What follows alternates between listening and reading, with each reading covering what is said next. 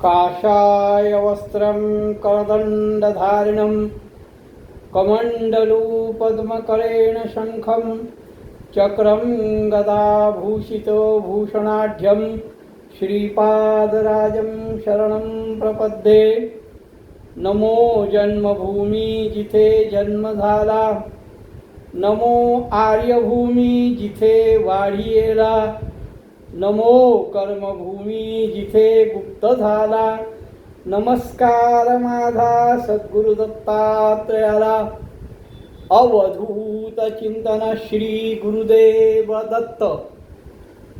साधकांनो, गुरुचरित्रावर विवेचन देण्याकरता मी तुमच्या समोर आहे। काल आपण गुरुचरित्र विवेचन याच्यावर प्रस्तावना ऐकली आणि त्याच्यानंतर काही जणांनी माझ्याशी संपर्क साधला। त्यामुळे काहींचं म्हणणं आहे सप्ताहात संपवू नका, पूर्ण गुरुचरित्राचं विवेचन करा। काहींचं म्हणणं आहे 53 दिवस करा। त्यामुळे मी मध्य असा साधला आहे की 7 दिवसातही नाही, 53 दिवसातही नाही। जेवढे दिवस लागतील तेवढे दिवस, पण संपूर्ण गुरुचरित्र की जे तुम्हाला समजेल, गुरु या शब्दाची पूर्ण कल्पना येईल,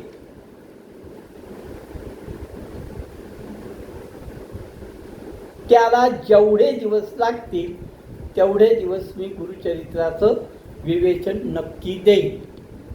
यामध्ये 52 अध्याय पूर्ण होतील, त्याबद्दल निर्धास्त राहा। असो, सायनदेव कडगंजी निवासी सायनदेव नरसिंह सरस्वती स्वामी महाराजांचे शिष्य आणि त्यांना दिलेल्या शब्दानुसार नरसिंह सरस्वती गाणगापूरमध्ये वास्तव्यास आले। या सायनदेवाच्या वंशामध्ये नामधारक, आता त्यांची पिढी कशी आहे ते आपल्याला पुढे येईलच। या नामधारकांनी त्याला सिद्धांनी सांगितलं, नामधारकांनी ऐकलं, असा हा संपूर्ण गुरुचरित्राचा उल्लेख आहे। अनेक ग्रंथ, मी पुन्हा सांगतो, अनेक ग्रंथ, अनेक पुराण, यामध्ये पुराणाची सुरुवात श्री गणेशाय नमः पासून होते। आणखीन एक तुम्हाला सांगतो, वेदांची सुरुवात ओम या अक्षराने होते आणि पुराणांची सुरुवात श्री गणेशाय नमः अशी होते। कुठलंही पुराण, कुठलाही ग्रंथ, कुठलंही स्तोत्र श्री गणेशाय नमः पासून होतं। मग त्याला काही गुरुचरित्र अपवाद नाही आहे, पण गुरुचरित्रामधली सुरुवात जर बघितली तर खरोखर सुरुवातीलाच मन प्रसन्न करून टाकणारी सुरुवात आहे। तुम्ही म्हणाल काय आहे, तर नुसतं गणेशाची वंदना नाहीये, गणेशाचं स्तवन नाहीये, कोणाकोणाची गणेशाची प्रार्थना आहे, सरस्वतीची प्रार्थना आहे। आता वंदू ब्रह्मकुमारी पुस्तक वीणा जिचे करी, बघा तिची आहे। आता नमू सप्तऋषींची, आता नमो त्रैमूर्तीशी, आता नमो ब्रह्मयासी, आता नमो शिवाशी. या सगळ्यांना नमन केलेलं आहे. 7 ऋषी ब्रह्मदेवाचे सप्तपुत्र मानले गेले. ते 7 ऋषी ब्रह्मकुमारी, सरस्वती, त्रैमूर्ती ब्रह्मा विष्णू महेश.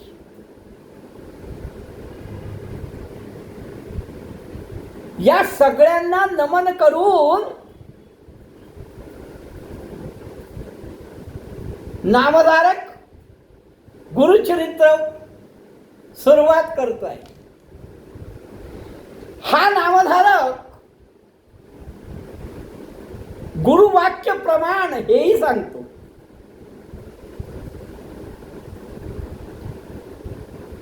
हा नामधारक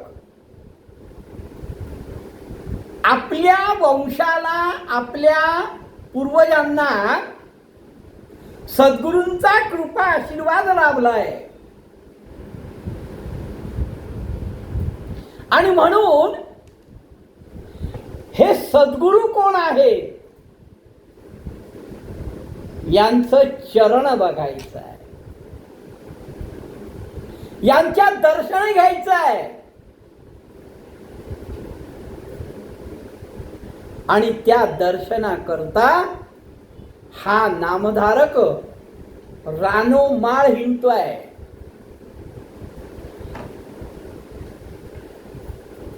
गुरुचे नामी तुझी स्थिती, म्हणती नृसिंह सरस्वती. या कारणे मज व्रही प्रीती, नाम आपले म्हणून या. नामधारक नृसिंह सरस्वतींच्या दर्शनाकरता अतिशय व्याकुळ झालेला आहे. त्याने अनेक प्रकारची उपमा दिलेली आहे आणि खरोखर त्याची अवस्था त्याच पद्धतीने झालेली आहे.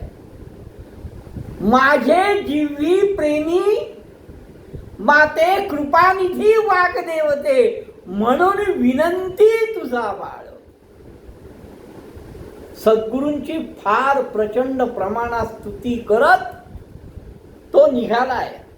यामध्ये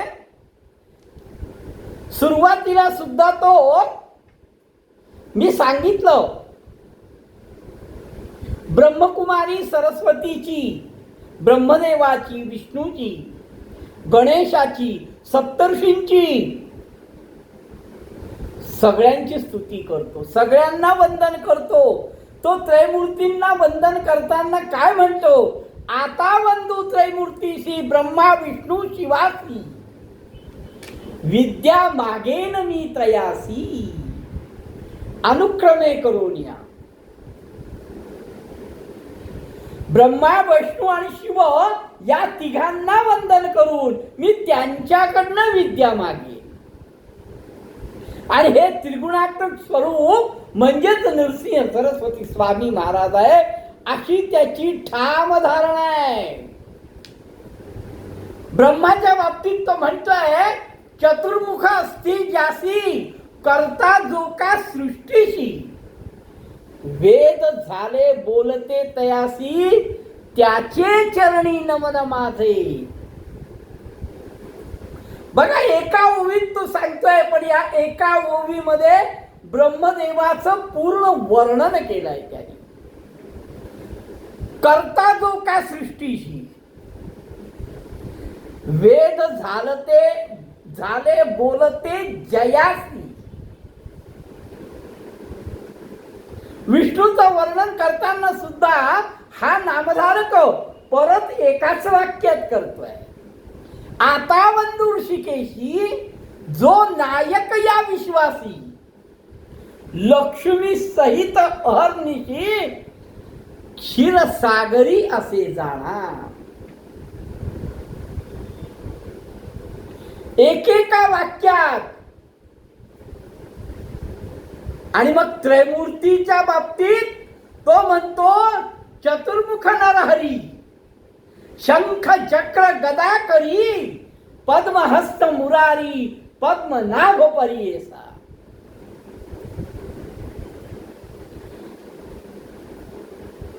पितांबर असे कासियेला, वैजंती माळा ज्याचे गळा, शरणागत अभिष्ट सकळा, देता झाला कृपाळू. शिवाच्या बाबतीत तो म्हणतोय आता नमो शिवासी, धरली गंगा मस्तकीशी, पंचवक्र 10 भुजेसी, अर्धांगी असे जगन्माता. बघा, शिव आणि पार्वती दोघांचं वर्णन एका ह्याच्यात केलंय. हा निघालाय खरा सद्गुरु चरण बघायला, हा निघालाय सद्गुरु दर्शनाला. सद्गुरु दर्शनाची याला प्रचंड ओढ लागली आहे. ज्यावेळेस त्याचं आणि सिद्धाचं मिलन होतं, दोघं एकमेकांना भेटतात, त्यावेळची परिस्थिती खरंच अवर्णनीय आहे, खरंच अवर्णनीय आहे. आता हा एकटा फिरतोय, एकटा फिरत असताना रस्त्याने तो या सगळ्यांची स्तुती करत चाललाय की जेणेकरून हे सगळे मिळून मला त्या सद्गुरूंचं दर्शन घडवतील. या सगळ्यांची स्तुती ते ऐकून या सगळ्यांमुळे मला त्या सद्गुरूंचं दर्शन घडेल. शिवाच्या बाबतीत तो आणखीन काय म्हणतो, पंचवदने असती ज्यासी, 5 मुख आहेत ज्याला, संहारी जो या सृष्टीशी, म्हणती म्हणून बोलती स्मशानवासी. याला 5 मुख आहेत. हा सृष्टीचा संहारक म्हणून गणला जातो आणि म्हणून हा स्मशानवासी आहे. त्यालाही वंदन केला. त्याच्या बाबतीत आणखीन बोलताना शिवाबद्दल तो म्हणतो व्याघ्रांबर पांघरूनो, अंगी भस्म लेपनो, सर्वांगी सर्पवेष्टनो, ऐसा शंभू उमारमण. काय शिवाचं सुंदर वर्णन करतोय तो. एकीकडे पंचवदन आहे, संहार करणारा आहे, स्मशानात राहणार आहे. एकीकडे म्हणतो व्याघ्रांबरा पांघरलेला आहे, सर्व अंगाला भस्म आहे, सर्व अंगाला सर्पवेष्टन आहे आणि असा हा उमारमण. नंतर सगळ्या सुरवरांना सुद्धा तो वंदन करतोय. आस कशाची आहे? गुरुदर्शनाची. इच्छा काय आहे मनात? की ज्या सद्गुरूंचा आमच्या वंशाला आशीर्वाद मिळाला आहे, ज्या सद्गुरूंची कृपा आमच्या वंशावर झालेली आहे, नागनाथ, देवराव, गंगाधर, हे जे मागची पिढी आमची जी आहे, या सगळ्यांना जी गुरुकृपा झाली आहे ते गुरु कोण आहे त्यांचं दर्शन आहे. ते घेण्याकरता हा निघालेला आहे. आणि रस्त्याने चालत असताना मनामध्ये अनेक विचारांचं काहूर नाही आहे. मन शासंक नाही आहे, मनामध्ये चिंता नाही आहे, मनामध्ये एकच ध्यास आहे, सद्गुरूंचं दर्शन व्हावं, सद्गुरू कसे आहेत ते दिसावं, त्यांची कृपा व्हावी. म्हणून या सगळ्यांचं स्तवन करत चाललाय. सप्त ऋषींचं, गणपतीचं, सरस्वतीचं, त्रिगुणात्मक स्वरूपाचं, सुरवरांचं, गंधर्व, यक्ष, किन्नर सगळ्यांचं स्तवन करत चाललाय हा. नमन समस्त सुरवरा, सिद्ध साध्य अवधरा, गंधर्व यक्ष किन्नरा, ऋषीश्वरा नमन माझे. तुम्ही कुठलंही पुराण काढा, कुठलीही पोथी काढा, गणपती वंदना झाल्यानंतर मूळ पोथीला सुरुवात होते.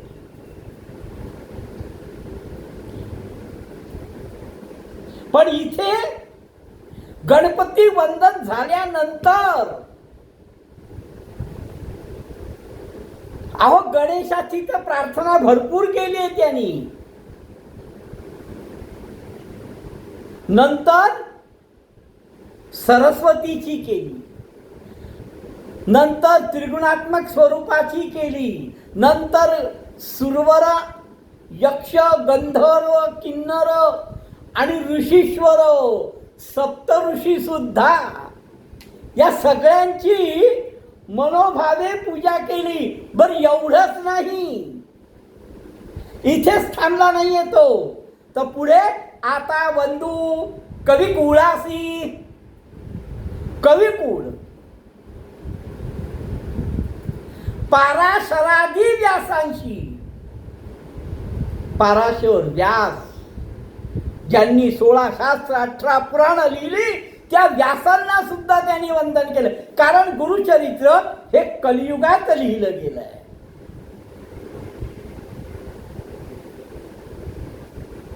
म्हणून आता वंदू कविकुळासी, पाराशरादी व्यासांची, वाल्मिकादी सकळिकांसी.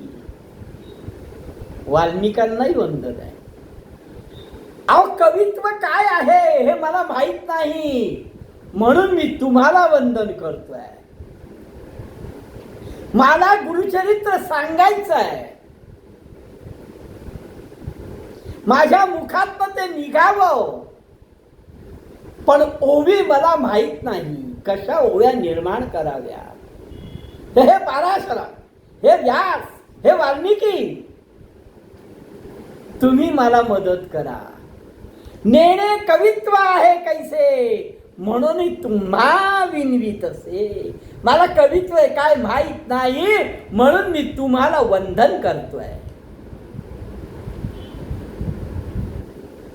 आपुला दास म्हणून या, मी तुमचा दास आहे. मला गुरुचरित्र सांगायचं आहे. न कळे गंध प्रकार, मला ग्रंथाचा प्रकार विकार काही माहित नाही. मला शास्त्रांचा विचार माहित नाही, म्हणून मी तुम्हाला वंदन करतोय. तुम्ही सगळ्यांनी मिळून माझ्यावर कृपा करा, माझ्या बोलण्याला मदत करा, माझी या वचनास सहाय्य होणे. कविकुळ तुम्ही प्रतिपाळा, असं सगळ्यांना विनंती करून, प्रथमतः या सगळ्यांना विनंती करून नंतर त्यांनी आपल्या पूर्वजांचं स्मरण करायला सुरुवात केली. जनक जननी ऐसे सकळासी वंदोनी, मग ध्यायले पूर्वजमनी, उभय पक्ष जन जनक जननी, महात्म्य पुण्य पुरुषाचे. बर हा नामधारक आहे कोण? हा नामधारक आहे कोण? अपस्तंभ शाखेचा आहे. याचं गोत्र कौंडिण्य आहे. साखरे यांचं आडनाव आहे आणि यांची उत्पत्ती सायन देवापासून आहे. हाच सायन देव 14व्या अध्यायामध्ये नृसिंह सरस्वतींना भेटतो, ते आपल्याला येईल.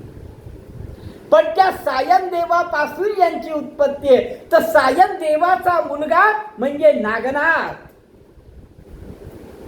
बघा हा नामधारक कोण आहे. पहिला सायन देव त्याचा मुलगा नागनाथ, त्याचा मुलगा देवराव, आणि हे सदैव श्री गुरुचरणाशी रत होते. सायनदेव होते, नागनाथ होते, देवराव होते. अहो त्यांचाच मुलगा गंगाधर. गंगाधर हा जनक कोणाचा? नामधारकाचा. सायनदेव, नागनाथ, देवराव, गंगाधर जनक माझा. आता नमन करीतो जनक चरणी. आता त्या पित्याच्या चरणावर मी नतमस्तक होतोय. रस्त्याने चाललाय बरं, हा रस्त्याने चाललाय. रस्त्यामध्ये नको ते विचार त्याच्या मनात घोळत नाही आहेत. आम्ही कुठल्याही यात्रेला जातो किंवा कुठेही जातो, चालताना आमच्या मनात देवाविषयी किंवा त्या स्थानाविषयी किती उत्सुकता असते आणि बाकीचे विचार किती असतात, हा स्वयं विचार करा. हा चाललाय, याला गुरुचरण पाहिजेय. हा रस्त्याने जाताना मुळात गणपती पासून सुरुवात केली आहे. सर्व देवतांची स्तुती केली, ऋषीमुनींची स्तुती केली, आई वडिलांची स्तुती केली, आपल्या पूर्वजांना आठवलं. नागनाथ, देवराव, गंगाधर.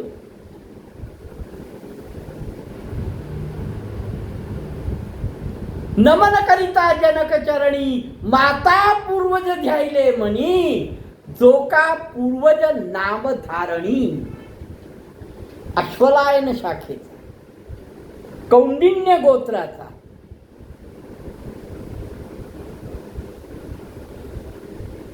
त्याला बर आता तो पित्याचेच पूर्वज मनामध्ये आणतोय असं नाही, तर आपल्या मातेचे.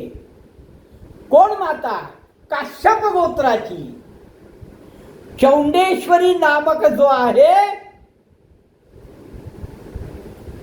त्याची कन्या गंगा. काश्यपाचे गोत्री चौंडेश्वरी नामधारी, वागे जैसा जानू अवदरी. जनक तो गंगेचा. गंगा ही गंगाधराची पत्नी, नामधारकाची आई. त्याची कन्या म्हणजे गंगा माझी जननी, माझी आई आहे ती. आजोळचंही आठवण करतोय, आजोळच्या पूर्वजांनाही नमस्कार करतोय. निश्चयी माझी आई होती भवानी, त्यांची कन्या माझी जननी, निश्चय जैशी भवानी. चंपा नामे पुण्यखाणी, स्वामिनी माझी परियेसा. नमिता जनक जननीसी, आणि नंतर नमो आता पुन्हा श्री गुरुसी. घाली मती प्रकाश गुरुचरण स्मरावया. आता पुन्हा गुरुचरणाचं स्मरण करतोय. अहो त्या गंगाधराच्या कुशीत माझा जन्म झाला. बर तो गंगाधर सदा ध्याय श्री गुरुसी. एक भावे निरंतर. वेदाभ्यासी संन्यासी अतियोगेश्वर तापसी, सदा ध्याती श्री गुरुसी. काय वर्णन आहे. या सगळ्यांना नमस्कार केल्यानंतर सुद्धा तो म्हणतोय वेदाभ्यासी संन्यासी. जे कोण वेदाभ्यास करत असतील, जे कोणी संन्यासी असतील, यती योगेश्वर असतील, तापसी असतील, जे सदैव श्री गुरूंचे चिंतन करत असतील, त्यांना सुद्धा माझा नमस्कार आहे.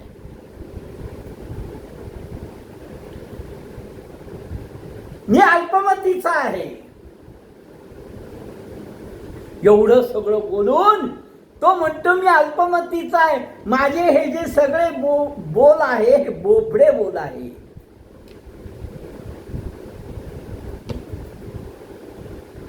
माझी मती कुंठित आहे, मला काव्य येत नाही, कवित्व माहित नाही, पण पूर्वापार मला हे जरी काही येत नसलं तरी पूर्वापार आमचे वंशज जे होते ते सगळे गुरुभक्त होते आणि गुरु प्रसन्न अहर्निशी, त्यांच्यावर अहर्निशी गुरु प्रसन्न होता. आणि म्हणूनच मला त्या सद्गुरूंचं चरण बघायचंय. म्हणे ग्रंथ कथन करी, पुन्हा तू सांगतोय की आता मी कथन करणार आहे. त्यांनी तुम्ही श्रवण करा. लाधीचारी पुरुषार्थ याच्या पुढे जाऊन तो अतिशय सुंदर वाक्य वापरतोय. तो म्हणतोय गुरुवाक्य मज कामधेनु मनी नाही आणि मानू सिद्धी पावविणार असाणू श्री नृसिंह सरस्वती. गुरुवाक्य म्हणजे मला कामधेनू आहे. गुरुवाक्य प्रमाण, गुरुवाक्य मज कामधेनू. माझ्या मनामध्ये गुरुवाक्याविषयी थोडीही शंका नाही, थोडंही किलमिश नाही. सिद्धी पावणारा माझा सद्गुरु नृसिंह सरस्वती आहे. अजून बघितलेलं नाहीये त्यांना, त्यांच्याविषयी पूर्ण काहीही माहित नाही. आता पुढे सिद्ध येऊन सांगणार आहे, तरीही सांगतोय कारण माझ्या वंशावर त्यांची अनंत कृपा झालेली आहे. आणि म्हणूनच त्यांच्या दर्शनाची मला ओढ लागली आहे. गुरुवाक्य माझं कामधेनू, त्रयमूर्तीचा अवतार. हा 3 मूर्तींचा अवतार एकच झाला, नरसिंह सरस्वती नर. हा त्रयमूर्तींचा अवतार, पण मनुष्य रूप नरसिंह सरस्वती या नावाने जन्माला आला. यांचं चरित्र वर्णन करण्याची ताकद कोणामध्ये आहे? अहो माझ्यामध्ये तर नाहीच, पण त्यांची आज्ञा झाली, सद्गुरूंची आज्ञा झाली. चरित्र ऐसे श्री गुरूंचे वर्णन शके मी वाचे. मी माझ्या मुखाने त्याचं वर्णन करूच शकत नाही, पण आज्ञा पण असे श्री गुरूंची, सद्गुरूंची आज्ञा आहे म्हणून मी बोलाचा प्रयत्न करतो. ज्यांना आपल्या संसाराविषयी, आपल्या मुलाबाळांविषयी चाड असेल, त्यांना या सगळ्या कथा गोड लागतील. त्यांच्या घरी लक्ष्मी अखंडपणे वास करी. ज्यांच्या घरी गुरुचरित्र वाचलं जातं ते आपल्या पुत्र कलत्रांसहित आनंदाने काळ कंठात. रोग त्यांच्या घरी कधीही येणार नाही. सदैव सद्गुरु कृपे करून ते संतुष्ट राहतील. बघा हे काही अंशी हे आशीर्वचना टाईप आहे बरं, की आशीर्वाद देतोय तो. अजून तर त्याला पूर्ण कथा सांगायची, त्याच्या आधीच तो सांगतोय की ही कथा ऐकल्याने, हे गुरुचरित्र वाचल्याने काय काय होईल. अजून वाचलंही नाही, ऐकलंही नाही, त्याला सिद्धांनी सांगितलंही नाही, तरीही तो सांगतोय की हे गुरुचरित्र ऐकल्याने, हे गुरुचरित्र वाचल्याने आमच्या घरामध्ये रोगराई राहणार नाही. गुरुकृपेने संतुष्ट होऊ. 7 दिवस हे पारायण केल्याने बंधन मुक्त होऊ. असं करत तो फिरतोय आणि असं फिरत असताना अनेक देवदेवतांची स्मरण करत माध्यान्ह काळी तो एका वृक्षाच्या एका झाडाच्या खाली बसलाय. थकलाय. गुरूंच्या भेटी करता निघालाय. थकलाय. झाडाखाली बसला आणि अचानक त्याला निद्रा लागली.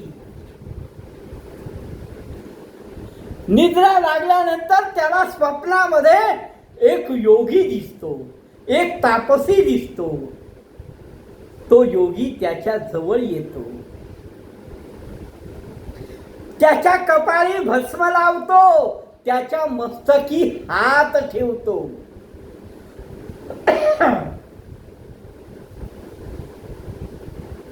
आणि त्याला प्रेमाने कुरवाळतो. असं स्वप्न पडल्यानंतर तो जागृत होतोय. आणि जागृत झाल्यानंतर बघतो तो खरोखरच समोरून एक यती येतोय. एक तापसी येतोय. एक संन्यासी येतोय. आणि हा लगबगीनी त्या संन्याशापाशी यतीपाशी जातो. त्याच्या चरणावर नतमस्तक होतो. आणि तो यती त्याला सगळं गुरुचरित्र सांगतो. तो यती काय सांगतो आणि गुरुचरित्राला कशी सुरुवात होते हे आपण उद्या बघू. अवधूत चिंतन श्री गुरुदेव दत्त.